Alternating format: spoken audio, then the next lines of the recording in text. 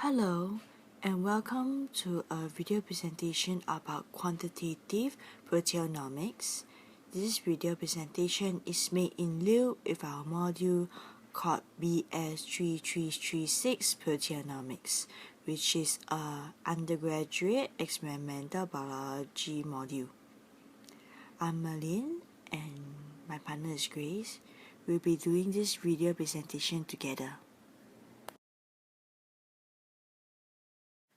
So for this video presentation, I'll be covering the first half of the lecture, while Grace will cover the second half. For my part, I'll be doing about the history of quantitative proteomics, the overview of a typical mass spectral machine, the different types of machines available, and the purposes for the usage of mass spec for all the researchers done. Then Grace will go through the interpretation of the results, the I-track labeling, the sample kits that's related to quantitative proteomics, and the research done using mass spectrometry mainly on the quantitative proteomics side.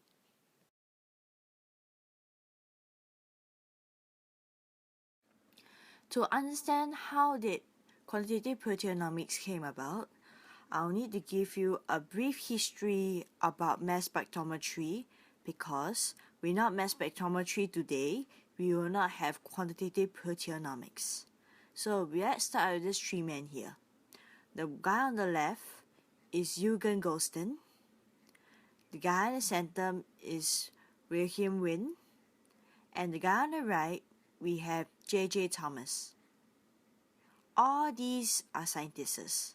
So let me start with Eugen Goldstein when he started his research in 1886.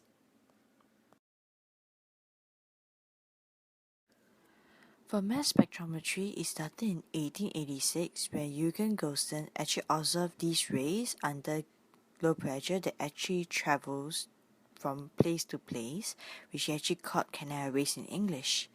Then Wilhelm Wien actually found out that you can actually deflect these rays using magnetic fields.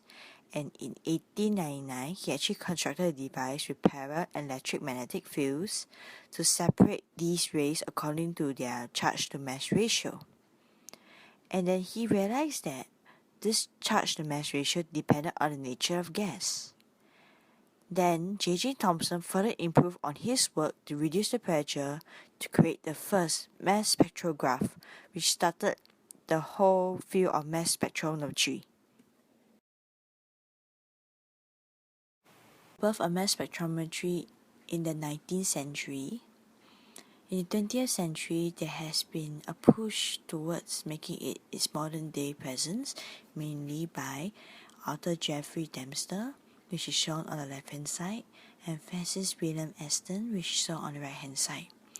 In 1918, Dempster has developed his first modern mass spectrometer, which is over 100 times more accurate than previous versions, which established the basic theory and designs for mass spectrometers used today. Then for Francis William Aston, it's reported in 1990 that he built his first mass spectrograph, and he has improved on it to allow him to identify over 212 naturally occurring isotopes, which actually allowed him to receive the Nobel Prize in 1922 due to his accomplishments.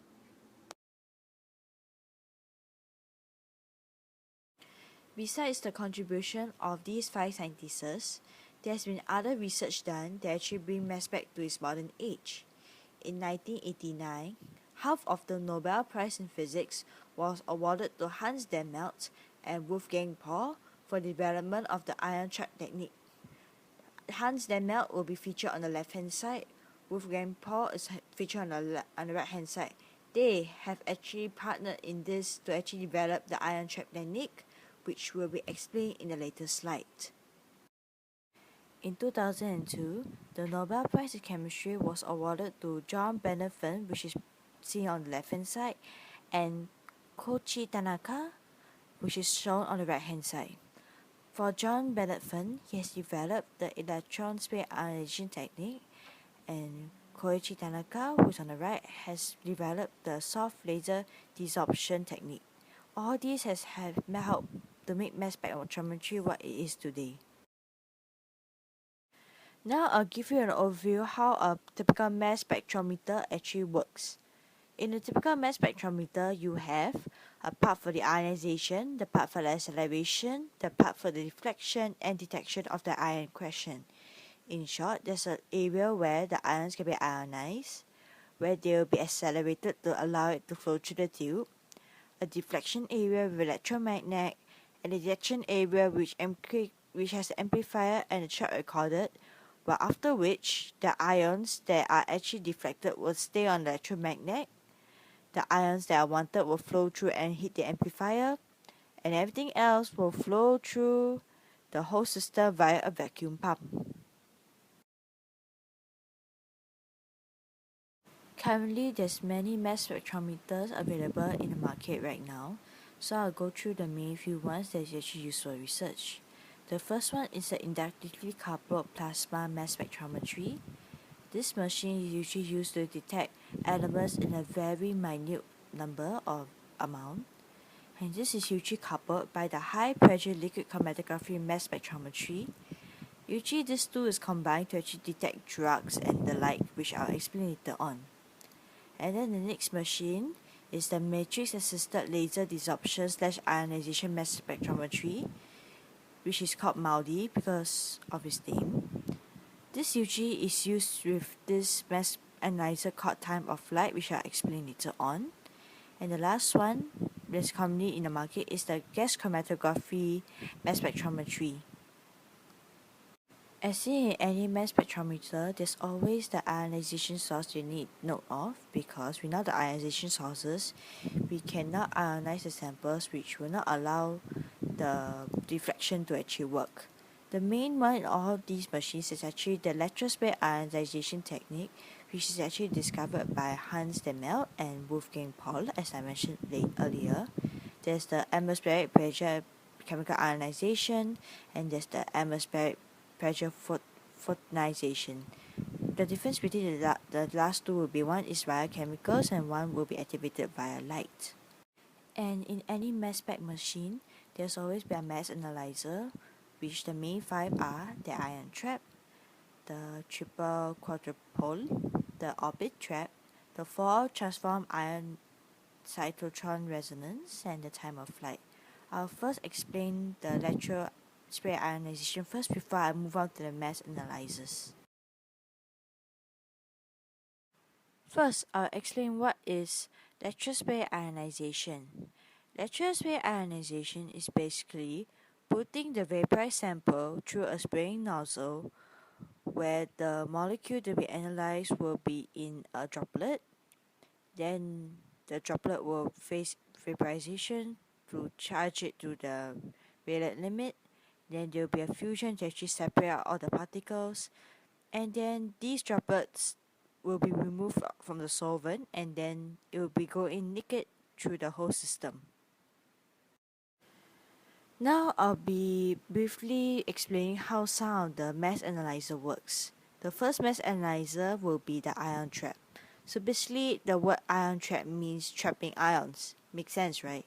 So basically your ion source will pass through the drying gas and the gas capillary through the schema. There will be partition away, and there will be a dual or quarter pole that actually direct the ions 100% into the lens. And then the wanted ions will pass through all these things and be trapped between two magnetic fields, making them suspend in thin air.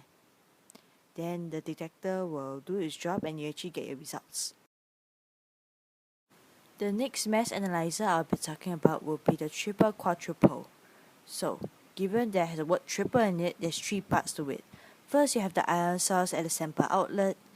Then we'll go through acceleration, and all the ions will first pass through the first analyzer where there will be ion selection, and ions of a certain mass will be selected. Next, they'll go through a second chamber where they actually collide with a collision gas to actually fragment these ions. Then these fragmented ions will actually go through the second analyzer and then thus the detector. For the next mass analyzer that I'll be talking about will be the orbit trap. For the orbit trap, the ions will pass through the ionization stage and acceleration stage, and then they'll go through the orbit trap where they actually start to move around the axis, and they'll start moving side to side in the orbit trap. For each movement side to side, there will be a sine wave being produced. So multiple ions will give multiple sine waves, and all these sine waves will be correlated into results. The next mass analyzer that I'll be talking about will be the Fourier transform ion cyclotron resonance. So basically for this one, there are 4 pieces of electromagnets there, 2 with positive charges, 2 with negative charges. So, given that ions are usually negatively charged or positively charged, they will be injected into this ion cyclotron, and then they will be rotating along. And then according to the charge, they stick to certain electromagnets, and this will create a sine wave. So multiple sine waves for multiple ions means that there will be a frequency spectrum that will be shown, and this will be translated to a mass spec results. The last mass analyzer that I'll be talking about today will be the time of flight. So basically, after ionization acceleration, there will be light ions and heavy ions. So light ions will travel faster than heavy ions. So time of flight basically means that you use time to measure how fast these ions fly, and then you have this ion detector which will give you the mass spec results. So after talking about so much about mass spectrometry, so what is the purpose of mass spectrometry? Basically, is to identify molecules and elements by analyzing its ions through a magnetic field where the unwanted ions will be deflected, and this is usually done via mass to charge ratios. Given that there are many kinds of mass spectrometers, there are obviously different samples to be used for mass spectrometry. For the application of proteomics and biomarkers, we will be mainly looking at biomolecules, proteins, and peptides. Then for metabolics, we of course have the metabolites. Then for the more general use of mass spectrometry, mainly for clinical, food, environmental, it will be elements, ions. Then to test for polymer products, we have the large ionic molecules. Then for all that I say above environmental, food and beverage, we got applications for criminal forensics, fragrance, law enforcement and security, sports and doping. Then we have samples that are actually volatile and semi-volatile organics. Then for clinical research side, pharmaceutical side, also for sports and anti-doping, we have the non-volatile polar organics. Now I'll pass on to Grace to continue on this video presentation. Right, so now after understanding how MS works and the different types of MS samples, we now move on to the next step, which is the interpretation of the MS results. Normally, a MS graph is very complicated, but for the purpose of simplifying the explanation, the graph that is shown is very simple. As discussed earlier, MS measures the mass-to-charge ratio of a molecule. In this slide, peptide X is shown to have a molecular weight of 2024 daltons. As we have learned, the ionization process introduces a proton to the peptide, and for simplicity's sake, we shall assume that peptide X is singly protonated after ionization. As a proton has a mass-to-charge value of +1, the observed peak of the peptide on the MS graph is 2025, assuming that it is a pure sample.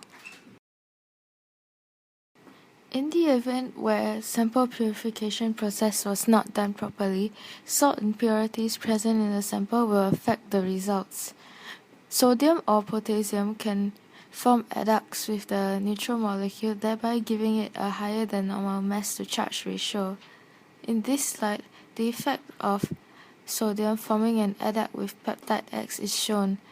The mass-to-charge value of peptide X is increased from 2025 to 2047 instead. Next, we will discuss the effects of different isotopes on the MS graph. Isotopic effects are due to the variation in the composition of isotopic elements in the sample. Using the same peptide X, this therefore produces a cluster of peaks around the average mass-to-charge value of 2025. This is a very common occurrence due to the presence of C13 or C14 in nature. So therefore, we have the problem of choosing which peak as its actual value. So the molar isotopic mass for peptide X is usually the first peak or the highest peak in this case. In general, more of such isotopic effects are observed with peptides or whole proteins in comparison with smaller molecules. So finally, we'll move on to a very useful feature of mass spec, which is that it can detect the presence of post-translational modification. The presence of a post-translational modification will change the mass of the modified amino acid residue and that of the peptide. So firstly, we have to conduct one round of MS to determine the molecular mass of the peptide, and another subsequent round of MS to reveal the mass of the post-translational modification as well as the identity and position of the modified amino acid residue. This can be seen in the graph as shown as I have circled it. Now that we have covered the interpretation of MS results, we'll move on to eye-track labeling. Eye-track labeling is a relatively new technology that helps to quantify the results of MS. IQ-track-based quantification facilitates the comparative analysis of peptide and proteins in a variety of settings, including comparison of normal, disease, or drug-treated states. The eye-track technology utilizes isobaric reagents to label the primary amines of peptides and proteins. The balance groups present in each of the eye-track reagents function to make the labeled peptide from each sample isobaric, which is to say, each of the labeled peptide has the same mass.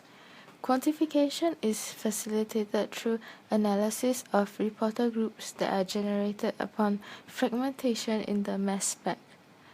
Samples to be quantified are prepared under various treatment conditions, followed by cell lysis to extract proteins. After using a standard protein assay to estimate the protein concentration of each sample, proteins are digested using an enzyme such as trypsin to generate proteolytic peptides. Each peptide digest is labeled with a different eye-track reagent, and then the labeled digests are combined into one sample mixture. The combined peptide mixture is analyzed by LC-MS for both identification and quantification. The sequence of a peptide is determined from the product ions that are generated from cleavage about peptide interresidue bonds. The relative quantity of a peptide among the treated samples is determined by comparing the intensities of the reporter ion signals also present in the MS-MS scan. Here are some MS sample preparation kits that various biotechnologies companies have come up with to enhance the results of the MS. Popular ones include Pierce MS kit for cultured cells, SBI MS kit for exosome, Sigma Aldrich low absorbance kit, MRM LCMS platform performance kit, and SciLab kit for the analysis of metabolites. In conclusion, the development of advanced MS methods have aided proteomics research and led to the discovery of novel protein coding genes as well as a greater understanding of the proteome.